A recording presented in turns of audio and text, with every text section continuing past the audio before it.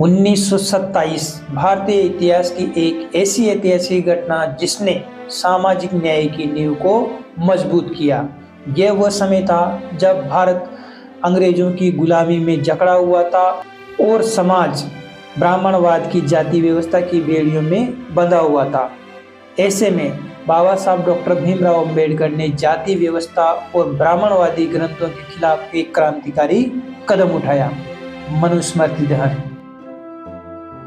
मनुस्मृति प्राचीन हिंदू धर्मशास्त्रों में या यूं कहें ब्राह्मणवादी धर्मशास्त्रों में एक ऐसा ग्रंथ है जिसे हिंदू कानून के रूप में देखा जाता था। इस ग्रंथ में समाज के वर्गीकरण का स्पष्ट उल्लेख है। इसमें वर्ण व्यवस्था के तहत ब्राह्मणों को सबसे ऊंचा स्थान दिया गया, जबकि शूद्रों और दलितों को निम्नतम स्थान पर रखा गया। मनुस्मृति में महिलाओं और दलितों के अधिकारों का भी हनन होता है। मनुस्मृति भारतीय समाज में सदियों से जातिगत भेदभाव और असमानता का आधार रही है। इसमें कहा गया है कि शूद्रों और महिलाओं को शिक्षा प्राप्त करने का अधिकार नहीं है और उन्हें समाज में नीचा स्थान दिया गया है। बाबा साहब डॉक्टर भीमराव अंबेडकर एक ऐसे नेता थे जिन्होंने अपना सारा जीवन दलितों और वंचित वर्गों के उत्थान के लिए समर्पित कर दिया। उन्होंने शिक्षा के माध्यम से अपनी आवाज बुलंद की और सामाजिक भेदभाव के खिलाफ संघर्ष किया। बाबा साहब डॉक्टर भीमराव अंबेडकर का मानना था कि जब तक समाज में मनुस्मृति जैसे ग्रंथों का प्रभाव रहेगा, तब तक समानता और न्याय की स्थापना नहीं हो सकती। मनुस्मृति हमारे समाज की जड़ों में बसा हुआ वह जहर है जो दलितों और वंचितों के अधिकारों को हमेशा से कुचलता आया है। हमें इसे जलाना ही होगा ताकि समाज में बराबरी का संदेश दिया जा सके।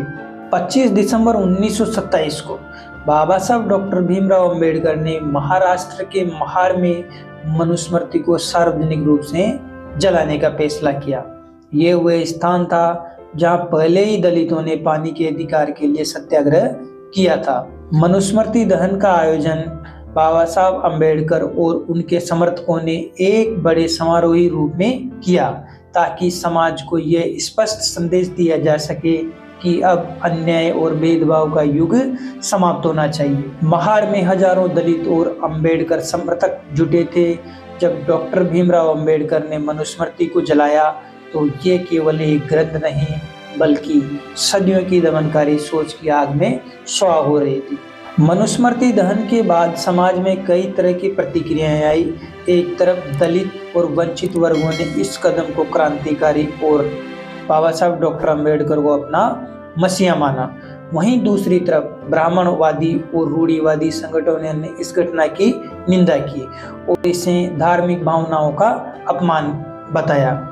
जबकि देखा जाए तो मनुस्मृति जैसे ग्रंथ सदियों से दलित, आदिवासी और पिछड़ों की भावनाओं को लगातार आहत किए जा रहे हैं, पर आवाज नहीं उठाने के कारण वो सदियों से इस जुल्म को लगातार झेलते आ रहे हैं। मनुस्मृति दहन ने न केवल भारत के सामाजिक ताने बाने को झकझोर दिया बल्कि ये संदेश भी दिया कि किसी भी समाज में अन्यायपूर्ण कानूनों का स्थान नहीं हो सकता।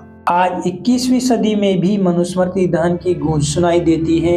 यह घटना दलित समाज के संघर्ष और समानता की लड़ाई का प्रतीक बन चुकी है। हर साल 25 दिसंबर को इसे समानता दिवस के रूप में मनाया जाता है। बाबा साहब अंबेडकर के इस साहसिक कदम ने भारत के संविधान निर्माण में भी महत्वपूर्ण भूमिका निभाई, जिसने जातिगत भेदभाव को असंवैधानिक घोषित किया। मनुस्मृति दहन ने हमें सिखाया कि अगर समाज में बदलाव लाना है तो हमें अन्याय के प्रतीकों को चुनौती देनी होगी। मनुस्मृति दहन केवल एक घटना नहीं थी बल्कि एक विचारधारा का अंत था। बाबा साहब अंबेडकर का यह साहसी कदम आज भी हमें प्रेरणा देता है कि हमें समाज में समानता, न्याय और बंधुत्व की स्थापना के लिए लड़ते रहना चाहिए। दोस्तों, अगर आपको ये वीडियो पसंद आया हो तो इसे लाइक करें, चैनल को सब्सक्राइब करें और अपने विचार हमें कमेंट में जरूर बताएं। समानता और न्याय की इस लड़ाई में आपका सहयोगी हमारी ताकत है। धन्यवाद। जय भीम, जय भारत।